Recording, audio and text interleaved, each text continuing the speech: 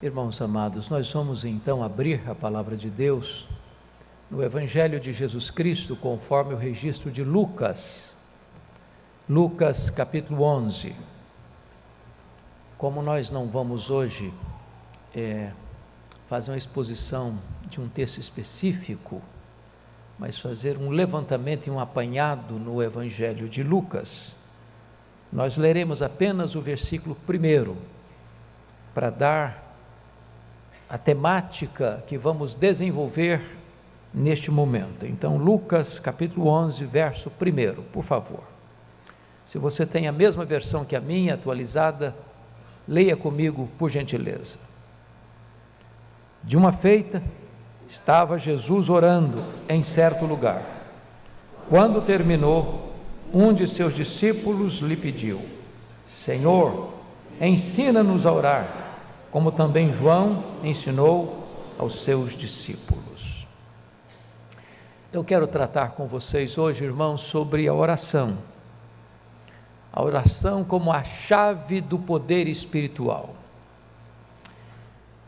Vocês todos familiarizados com a palavra de Deus, têm plena consciência que o Evangelho de Lucas é o mais distinto dos evangelhos sinóticos, Mateus, Marcos e Lucas.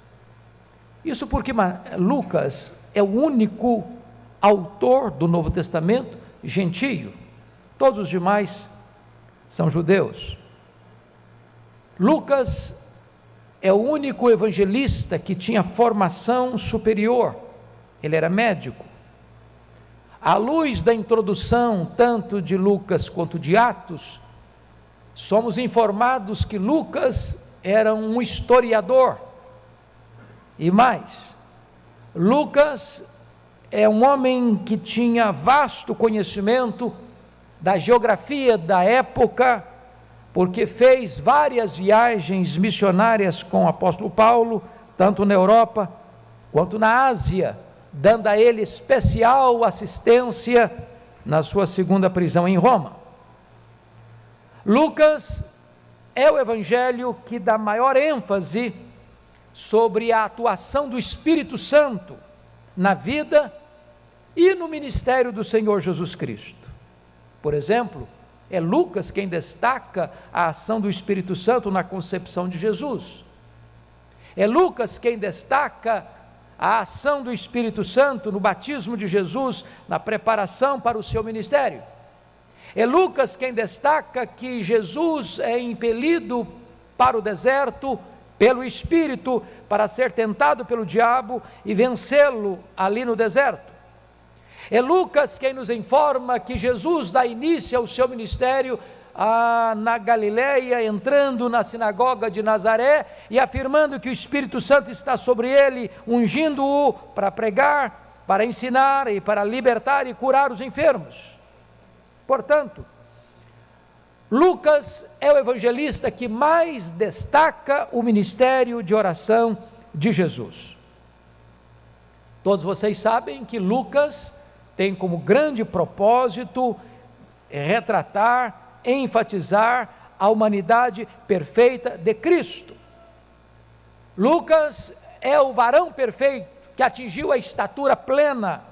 E o nosso papel é chegarmos também à semelhança de Cristo, a essa estatura do varão perfeito. E Lucas certamente pesquisa sobre a vida de oração da igreja primitiva. Por que a igreja primitiva orava com tanta intensidade? Ao pesquisar isso, e Lucas descreve no início do seu evangelho, e descreve no início de Atos, que seu trabalho é fruto de uma pesquisa exaustiva, ele descobre que a igreja primitiva aprendeu a orar com Jesus. Então Lucas vai mostrar para nós que Jesus, sendo um homem perfeito, ele era um homem de oração. O homem que agrada a Deus é um homem de oração. E Lucas dá tamanha ênfase nesta magna verdade, que ele destaca 11 momentos no Evangelho de Lucas, onde Jesus está orando, enquanto Mateus só destaca 4 vezes, e Marcos só destaca 4 vezes, e Lucas destaca esse mesmo fato 11 vezes. Se não, vejamos. Jesus está orando, por exemplo, no seu batismo. Só Lucas registra que ele estava orando. Por exemplo, Lucas 5,16, Jesus se retira para o deserto para orar, quando a multidão procura ouvi-lo. Lucas 6,12, Jesus ora uma noite inteira, antes de escolher os 12 apóstolos. Depois, Lucas 9,18, Jesus ora a sós com os seus discípulos, antes de perguntar para eles quem eles pensavam que ele era. Em Lucas 9, 28 e 29, Jesus ora num alto monte, na chamada experiência da transfiguração. Em Lucas 11, 1, o texto lido, foi exatamente a vida de oração de Jesus que desperta neles o pedido: Senhor, ensina-nos a orar. Lucas 22, 32, Jesus ora por Pedro, que era um líder, para que Satanás não o enredasse na sua peneira. Lucas 22, 40, Jesus ora no Getsêmani e insiste com os seus discípulos para que eles orassem também, para não caírem em tentação. Lucas 23, 34, Jesus ora na cruz, dizendo: Pai, perdoa-lhes, porque não sabem o que fazem. E Lucas encerra o seu evangelho, Lucas 23, 46, registrando a última oração de Jesus: Pai, nas tuas mãos entrego o meu espírito. Portanto, Lucas é o evangelista que retrata para nós, de maneira eloquente, a vida de oração de Jesus. Ora, irmãos, se Jesus foi o homem perfeito e se ele foi um homem de oração, então a igreja precisa aprender a orar. Não há poder sem oração, irmãos. Não há vida plena sem oração. Não há vigor espiritual sem oração. Não há crescimento saudável da igreja sem oração.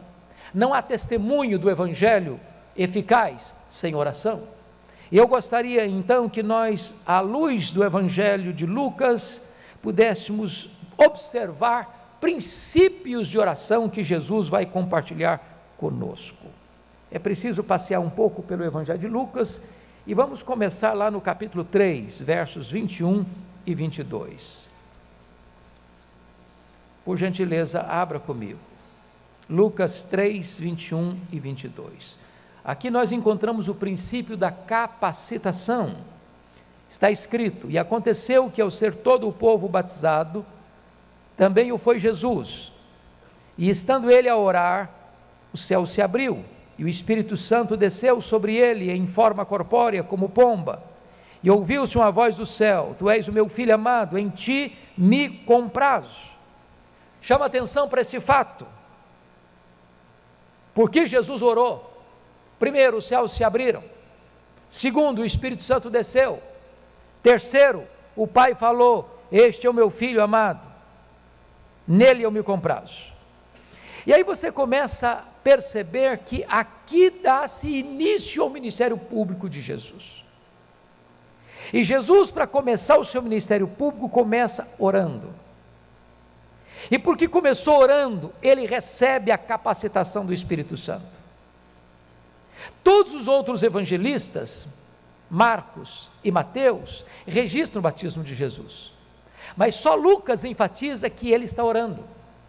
Os céus se abrem, o Espírito Santo desce e o Pai fala em resposta à oração de Jesus. E vocês percebem que a oração de Jesus aqui é uma pista dupla, porque ele se deleita no Pai em oração, o Pai responde: Eu me deleito em ti, meu filho, porque você está me buscando em oração. A maior importância da oração não são as súplicas que fazemos de pedidos de necessidades pessoais. O maior ponto e o ponto mais alto da oração é que por meio dela você tem comunhão, você tem intimidade, você tem prazer, você tem deleite em Deus. Agora pare para pensar uma coisa: se Jesus recebe o Espírito Santo quando ele está orando, eu pergunto a vocês, quando é que a igreja recebeu o Espírito Santo? A igreja recebeu o Espírito Santo quando ela estava orando. Isso aconteceu no Pentecoste. Eles estavam 10 dias orando, e porque eles estavam orando unanimemente, perseveraram nesta oração. Depois de 10 dias de oração unânime e ininterrupta, o Espírito Santo desceu com grande poder sobre eles. Sabe o que significa isso, meus irmãos? Não há avivamento para a igreja, a não ser que a igreja busque a Deus em oração. É quando a igreja ora, e é quando a igreja suplica, é que os céus se fendem, é que o Espírito Santo desce, e é que a igreja recebe poder. A igreja não terá poder para cumprir a sua missão, a não ser que a igreja também ore. A igreja não terá poder para enfrentar os grandes desafios que o mundo apresenta a ela, ou não encantará poder para enfrentar os embates com o próprio Satanás, a não ser que a igreja ore, porque sem oração não tem revestimento de poder, e sem revestimento de poder não tem testemunho eficaz. Eu quero dizer para você que o Pai se deleitará em você, na medida em que você se deleitará nele, através de uma vida de oração. Esse é o primeiro princípio que aprendemos com Jesus. Vamos ao segundo princípio. Lucas 5, por favor, versos 15 e 16.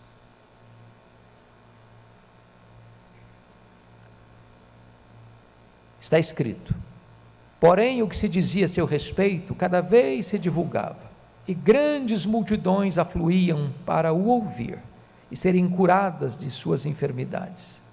Ele, porém, se retirava para lugares solitários e orava. O princípio aqui, irmãos, é o princípio da prioridade da oração. É quase incompreensível para nós esse texto. No momento em que as multidões procuram Jesus, e o texto diz grandes multidões afluíam para ouvirem, para serem curadas de suas enfermidades, e você não pode alegar que eram apenas necessidades imediatas, porque elas procuram primeiro para ouvir, e só então para serem curadas, que Jesus deixe essas multidões e vá para um lugar solitário para orar. Jesus era um pregador, e todo pregador tem desejo de se dirigir às pessoas, de pregar para as pessoas, mormente quando tem grandes multidões. E Jesus, curiosamente, ao ver que grandes multidões vêm para ouvi-lo e para serem curadas, ele deixa essas grandes multidões e vai orar às madrugadas, à noite, sozinho, em lugar solitário. O que ele está nos ensinando? Nos ensinando uma verdade revolucionária, que buscar a Deus em oração é mais importante do que sucesso no ministério. O que Jesus está nos ensinando, que Deus vem antes das pessoas. O que Jesus está nos ensinando é que se nós não priorizarmos a Deus em oração, nós não teremos virtude, nós não teremos poder para nos dirigirmos às multidões. Quando você começa a entender, meus amados irmãos, que o ministério de Jesus nos ensina isso, porque logo no versículo 17 você vai conferir, é quando ele desce desta noite de oração que está escrito: e o poder do Senhor estava com ele para curar. Ele era um homem perfeito, e como tal precisava do revestimento do poder do Espírito Santo, e é porque ele ora, é que ele recebe poder para curar. Ele não vai atender às necessidades das multidões, está nos ensinando ele, e nós não atenderemos às necessidades das multidões, se nós não priorizarmos Deus primeiro, se a oração não vier em primeiro lugar na nossa vida. Se você observar, não há registro em Lucas de que os discípulos estão orando, mas quando você abre o livro de Atos, você vai entender que os discípulos estão orando. E por que estão orando? Porque aprenderam com Jesus.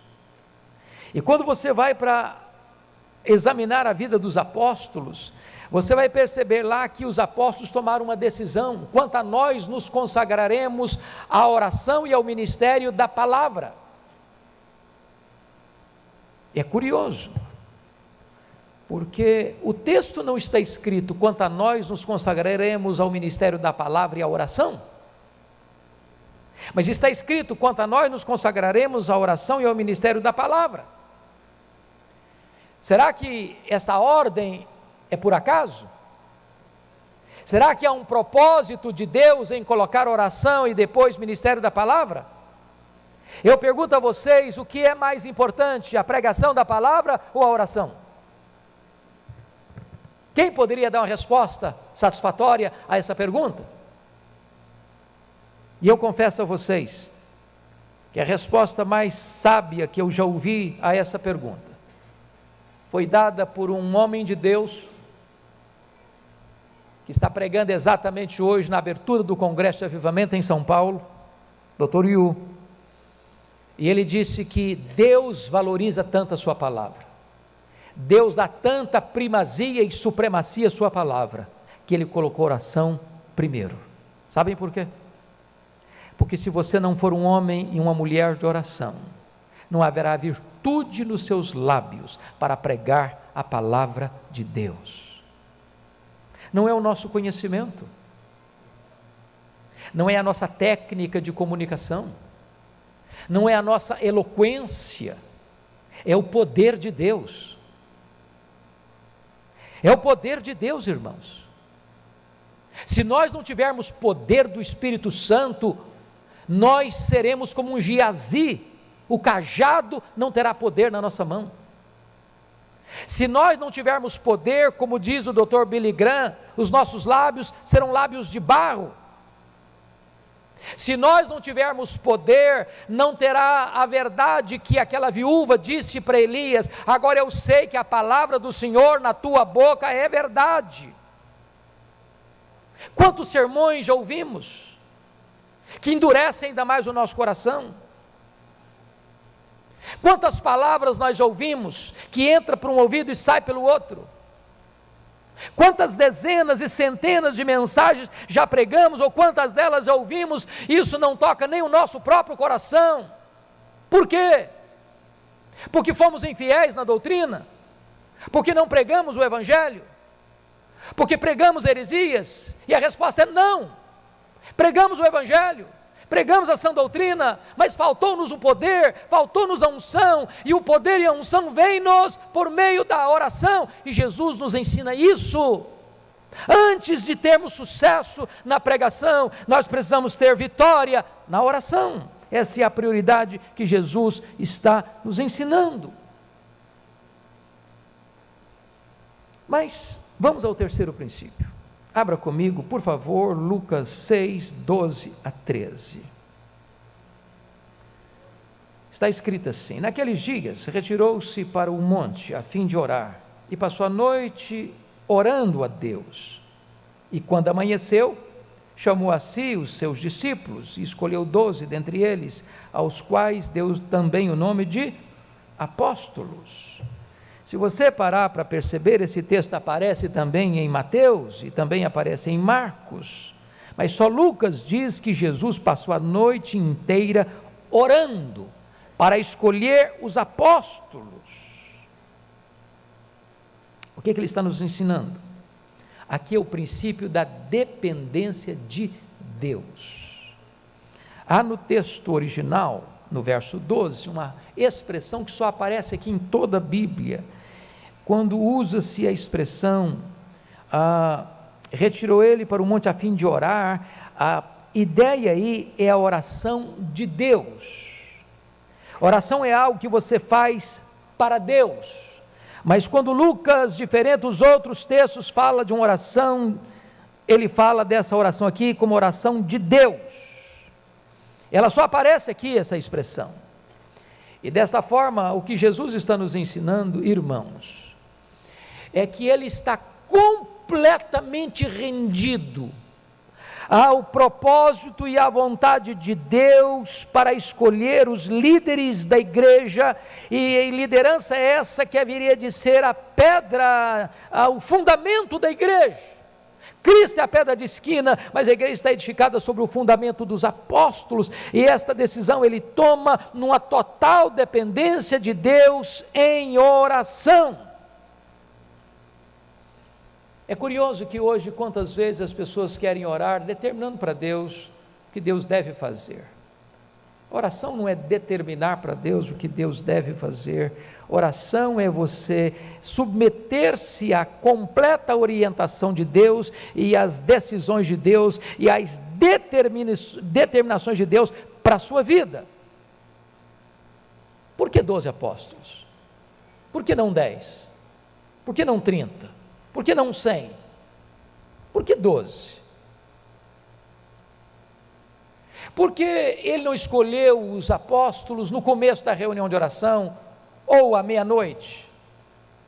Por que ele escolheu os apóstolos apenas depois que o dia amanheceu, depois de uma noite inteira de oração? Jesus está nos ensinando um princípio da dependência de Deus nas decisões que vamos tomar. Esta igreja, conforme já foi dito hoje de manhã, está sendo convocada oportunamente para escolher diáconos e presbíteros. Nós pregamos hoje de manhã, à luz de Atos 14, que a igreja primitiva, ao eleger seus presbíteros, fazia isso depois de orar e jejuar. E Jesus está nos ensinando aqui que ele, sendo o homem perfeito, passa a noite inteira orando antes de escolher aqueles que deveriam ser os líderes da igreja. Que critérios deveríamos adotar? Dar o nosso jeito? Usar as nossas armas? Usar nossas estratégias? Tentar convencer nos corredores, não esse, não aquele? Ou deveríamos nós, com a boca no pó, diante do Deus Todo-Poderoso, em súplica fervorosa e ardente, em vigílias de oração, clamarmos a Deus: Deus, aponta aqueles que tu queres, escolhe aqueles que tu queres, aqueles que estão no teu coração. Deva ser essa a nossa postura, porque é isso que Jesus ensina a você e a mim e a nós nesta noite. Quarto princípio de Jesus, veja comigo por favor, Lucas 9, 18 a 20. Lucas 9, 18 a 20. Estando ele orando à parte, achavam-se presentes os discípulos, a quem perguntou: quem dizem as multidões que sou eu? Responderam eles: João Batista, mas outros Elias, e ainda outros dizem que ressurgiu um dos antigos profetas. Mas vós, perguntou ele, quem dizeis que eu sou? Então falou Pedro e disse: és o Cristo de Deus. Você sabe que este texto está registrado também em Mateus e Marcos, mas somente Lucas diz que Jesus, nessa conjuntura, está orando. E por quê? Se você perceber, Jesus está orando exatamente no momento em que ele vai fazer a mais importante pergunta aos discípulos: o que é que o povo está pensando a meu respeito? E também orando para perguntar a eles: e vocês, o que pensam de mim? O que significa isso, irmãos? Se você observar o contexto, logo antes desse fato, Jesus havia alimentado uma multidão. Qual foi o resultado? A multidão quis fazer de Jesus um rei político, um Messias terreno, apenas para resolver os seus problemas imediatos, de pão, de curas. Jesus está orando. Por quê? Porque é pela pregação do Evangelho, mas como resultado da oração, é que as pessoas têm seus olhos abertos para compreenderem de fato quem é Jesus. Talvez, meus irmãos, nós temos falhado num ponto. Nós temos divorciado evangelização de oração. Testemunho do evangelho de oração.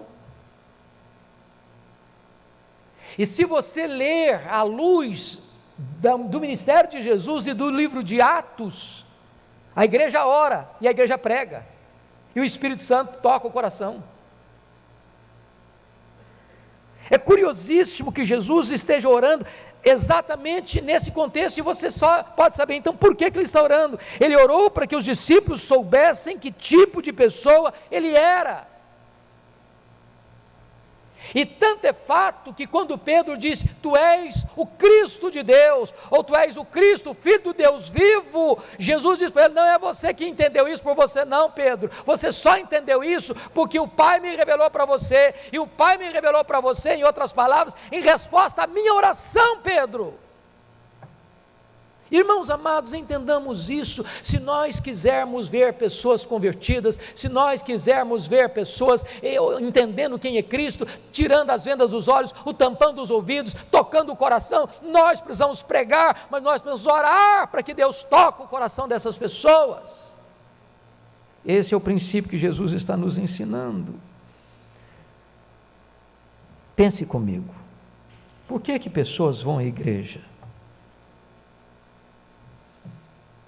Dia após dia, semana após semana, mês após mês, ano após ano, e não conhecem pessoalmente a Cristo. Para que uma pessoa confesse a Cristo, irmãos, é necessário que a igreja ore e que a igreja pregue. Se nós não entendermos isso, irmãos, nós não experimentaremos as maravilhas divinas na nossa ação evangelizadora, na nossa ação missionária. Observe comigo os campos missionários, estude a história dos missionários, estude a história das missões, estude a história dos reavivamentos, e vocês verão isso acontecendo em todos os lugares.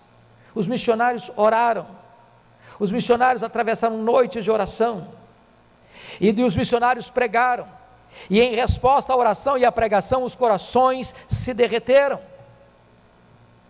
A nossa pregação, irmãos, não terá poder se não houver oração. Não é a metodologia, não é aprender mais um método de evangelismo que vai resolver o problema. O que nós precisamos, na verdade, é de uma vida de oração, é de uma vida de poder, é de coragem e intrepidez do Espírito para pregar, e de repente o coração inflamado pela oração, no fogo do altar da oração, esta palavra arderá nos corações.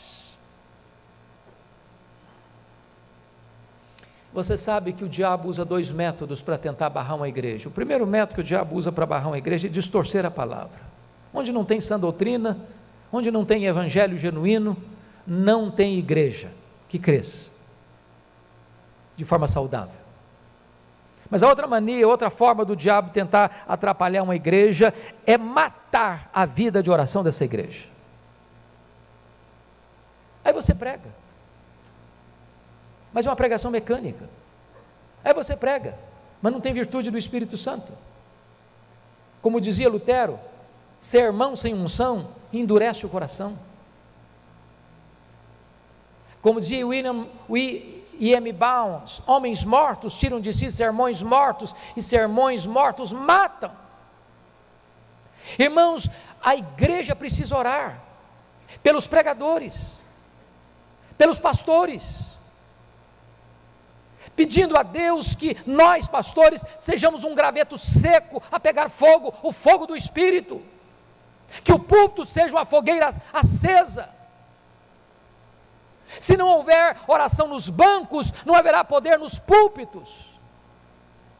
Jesus está nos ensinando esse princípio, meus irmãos. A igreja precisa redescobrir a alegria, o prazer, o entusiasmo da oração, das vigílias de oração, das horas de choro na presença de Deus, buscando o revestimento de poder.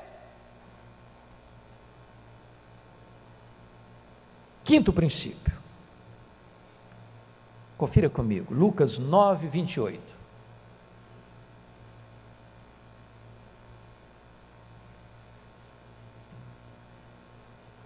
Está escrito: cerca de 8 dias depois de proferidas estas palavras, tomando consigo a Pedro, João e Tiago, subiu ao monte com o propósito de orar. Notem mais uma vez comigo que Mateus registra a transfiguração, Marcos registra a transfiguração, mas só Lucas diz que ele subiu esse monte para orar. Só Lucas. E por que ele orou? Algumas coisas aconteceram. Primeiro, ele foi transfigurado na presença dos discípulos. Seu rosto brilhava como o sol, suas vestes como a luz. Porque ele orou, diz a Bíblia, que a glória de Deus entrou na sua face, na sua roupa, no seu corpo.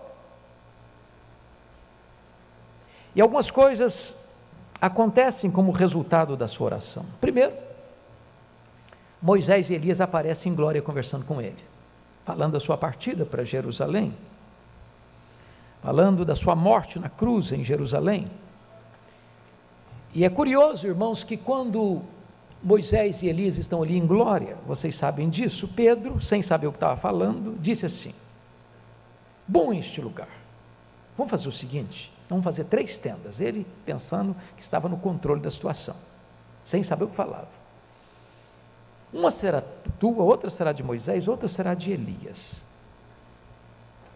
Só que Pedro está cometendo um gravíssimo problema aqui. Ele está comparando e equiparando Jesus ao representante da lei, Moisés, e ao representante dos profetas, Elias. Primeiro, porque Jesus orou, ele não precisou se defender. Porque Jesus orou, o Pai o defendeu, envolvendo-os numa nuvem, e trovejando desde os céus para dentro da nuvem: este é o meu filho, o meu eleito, a ele ouvi.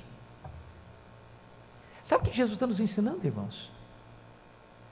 Nós não precisamos nos defender, nós precisamos orar. Porque quando nós oramos, Deus nos defende. Segundo, porque Jesus orou, o Pai o capacitou antecipadamente para enfrentar a cruz. A agenda tratada ali naquele monte foi a partida para Jerusalém, a cruz, que seria o nosso êxodo, a nossa libertação. De que maneira Jesus, o Pai o preparou antecipadamente, trazendo-lhe lampejo da glória, da mesma glória que ele tinha com o Pai antes da fundação do mundo. E desta maneira, quando Jesus desce deste monte, ele mostrava no seu semblante que ele estava indo para Jerusalém. Ele desce pronto a obedecer, porque o Pai o havia preparado antecipadamente para enfrentar o Calvário. É quando você ora, é que Deus prepara você para os grandes embates da vida. Mas ainda, é porque Jesus orou, é que o Pai confirmou Jesus para os seus discípulos: este é o meu filho, a ele ouvi. E diz a Bíblia que quando a nuvem foi embora e os discípulos acordaram porque estavam tomados de medo, ninguém mais viram senão a Jesus Cristo, a Jesus Cristo. Amados irmãos,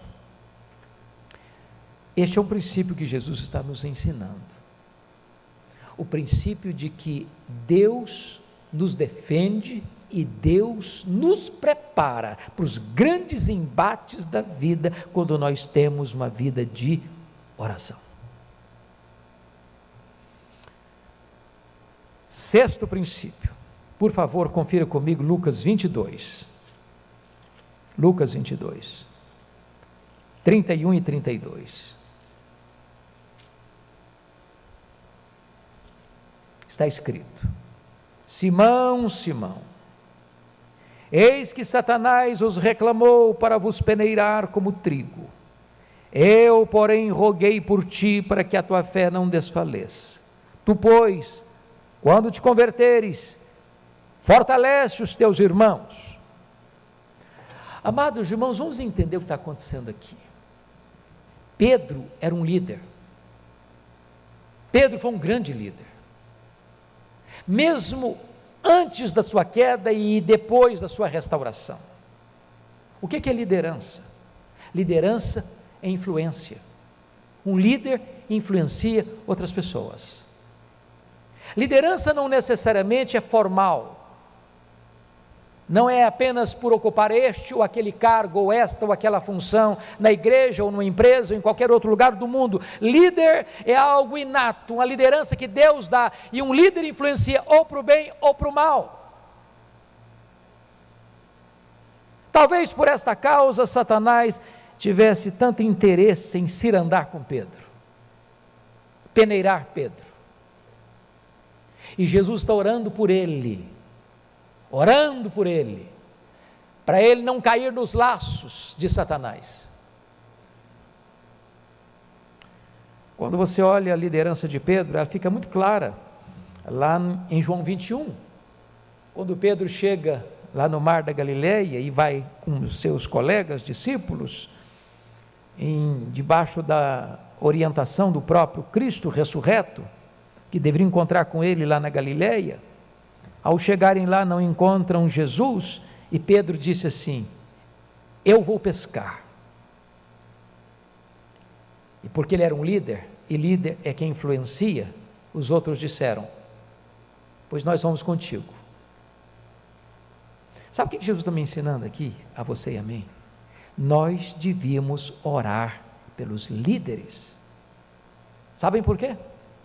Porque não tem líder neutro. Um líder é uma bênção ou é um problema. Ou ele leva gente para perto de Deus, ou ele afasta pessoas de Deus. Nós devíamos orar mais pelos líderes. É isso que o Senhor Jesus está fazendo aqui, orando por Pedro, para que ele não caia nessa peneira do diabo, para que ele use a sua liderança para o bem e não para o mal.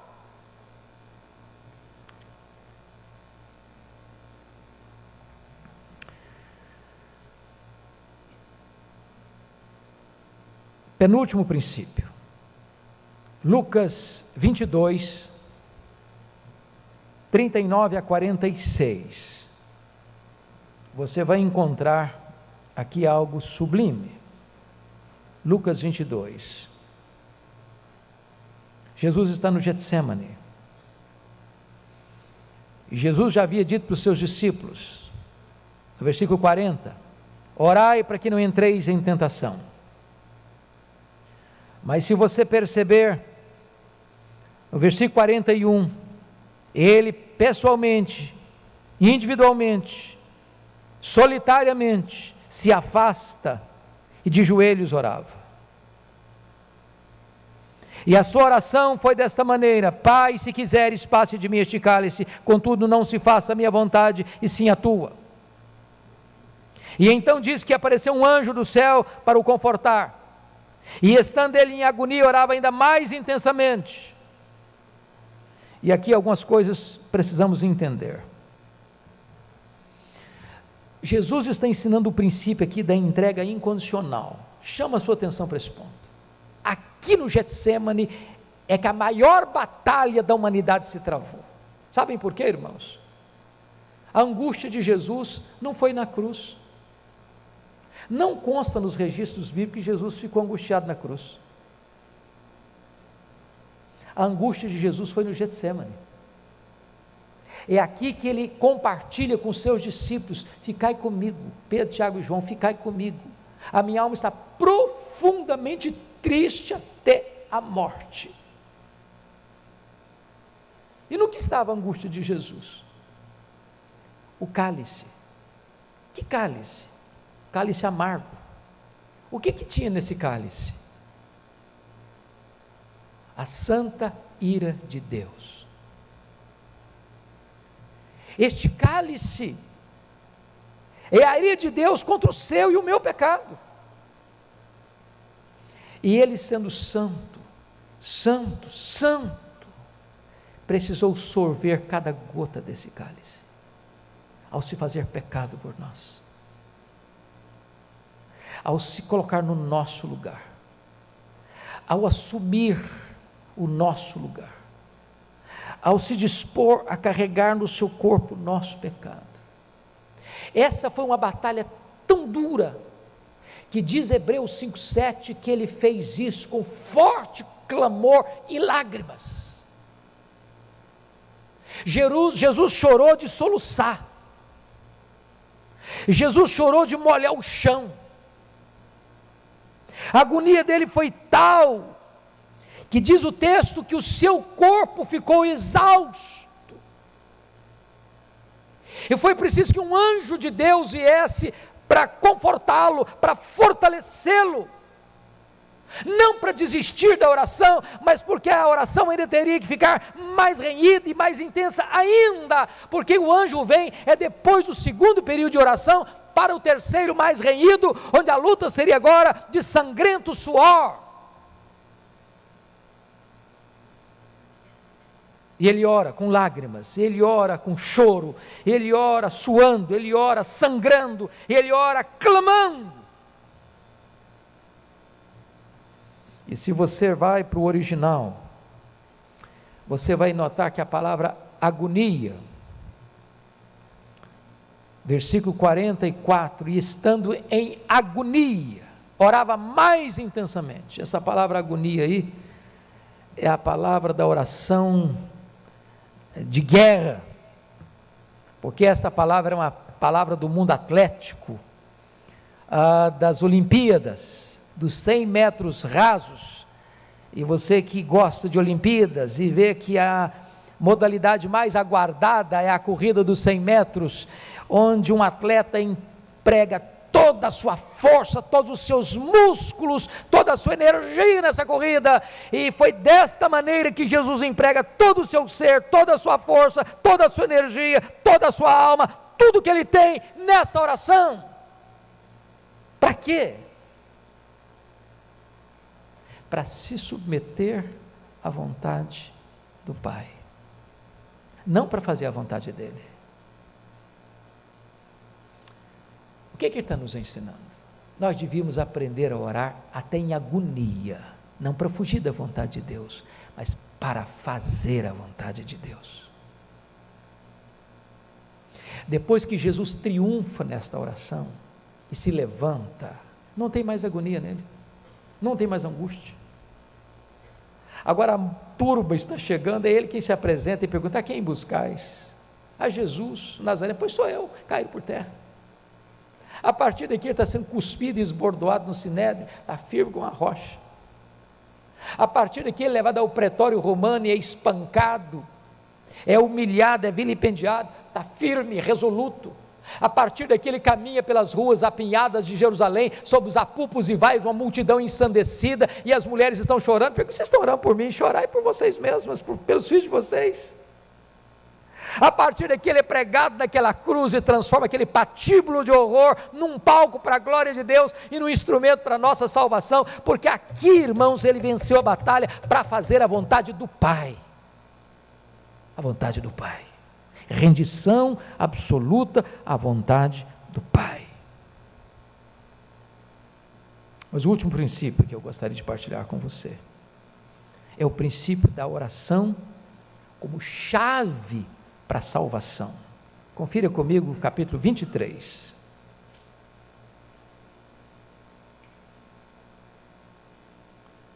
Verso 34. Contudo, Jesus dizia: Pai, perdoa-lhes, porque não sabem o que fazem. Agora, verso 42 e 43. E acrescentou: Jesus, lembra-te de mim quando vieres no teu reino. Jesus lhe respondeu: em verdade te digo que hoje estarás comigo no paraíso. Meus amados, é curioso que só Lucas registra essa oração de Jesus na cruz. E também é curioso que só Lucas registra a salvação deste ladrão na cruz. Qual é a conexão entre a oração de Jesus e o arrependimento e a salvação desse ladrão? Se você ler Mateus, os dois ladrões estão blasfemando de Cristo. O que é que aconteceu para que o ladrão da direita saísse da blasfêmia para o arrependimento? E quando você estuda o conjunto da obra de Lucas, da conexão entre oração e evangelização, entre oração e salvação, fica evidente para nós que foi a oração de Jesus: Pai, perdoa-lhes, porque não sabem o que fazem. Foi um instrumento para tocar o coração daquele homem, porque ele estava exposto à mesma realidade, pregado naquela cruz, com cãibras, com sede, com dores terríveis, com as pessoas zombando e escarnecendo, talvez o coração dele cheio de ódio, de rancor. E quando ele vê Jesus, docemente, sem mágoa, sem ira, orando, intercedendo em favor daqueles que o pregaram naquela cruz, isso mexe com a vida dele, isso toca o coração dele. Sabe o que significa isso para nós, irmãos? Se queremos ver os pecadores se convertendo, nós precisamos levantar um movimento de oração nessa igreja.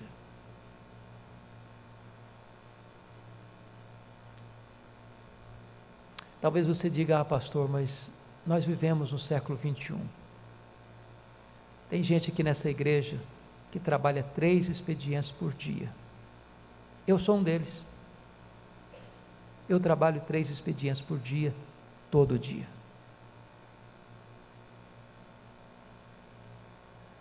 Mas a Bíblia diz que Jesus não tinha tempo nem para comer, mas ele tinha tempo para orar. Há poucos dias recebi uma mensagem, salvo o melhor juízo, Dr. John Piper, e ele disse que no dia do juízo, as redes sociais provarão que as pessoas deixaram de orar, não por falta de tempo, porque em média o brasileiro acessa o seu telefone celular 150 vezes por dia.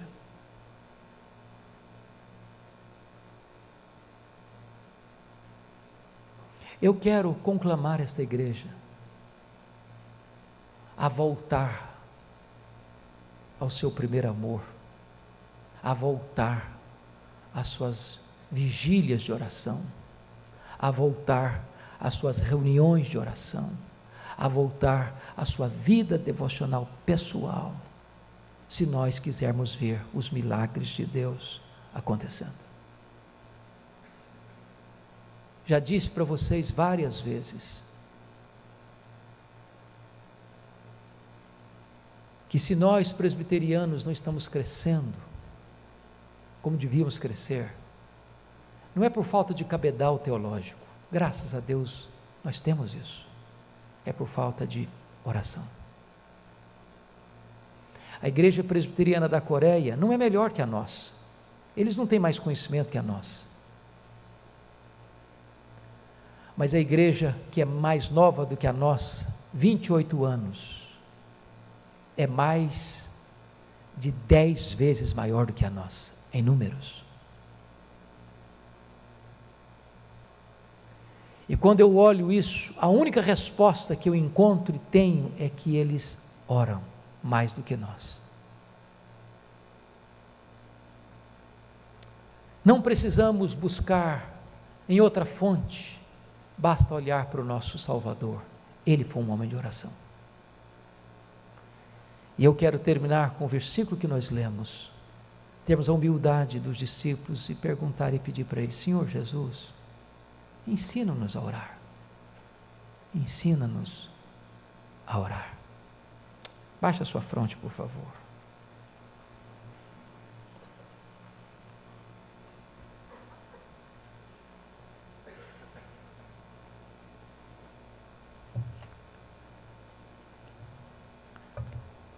Eu tenho visto, irmãos, em muitos lugares deste país, coisas lindas de Deus acontecendo. Lindas. Igrejas crescendo, igrejas sendo plantadas, corações se quebrantando. E onde vejo isso, eu vou procurar saber por quê. O que está acontecendo? E sem exceção, todo lugar, a resposta é a mesma. O povo foi despertado para a oração. Adolescentes orando, crianças orando, jovens orando, casais orando, presbíteros orando, diáconos orando, líderes orando, membros de igreja orando. Eu queria desafiar você, meu irmão, a ter você sua vida devocional. Você não é o que você sente, você não é o que você fala, você nem é o que você promete, você é o que você faz. Você não é tão ocupado a ponto de não poder tirar 15 minutos do seu dia para trancar a porta do seu quarto ou do seu escritório, para dobrar os seus joelhos e buscar a Deus. E nós veremos o fruto disso, a resposta disso. Deus mudará a nossa sorte. Que Ele nos abençoe. Pai amado, a Tua palavra nos desafiou. E nós queremos te pedir que Tu nos ajudes a aprender com Jesus a orar. Ensina-nos a orar. Muda a nossa vida, muda a nossa história, restaura a nossa sorte. E dá-nos deleite e prazer na vida de oração.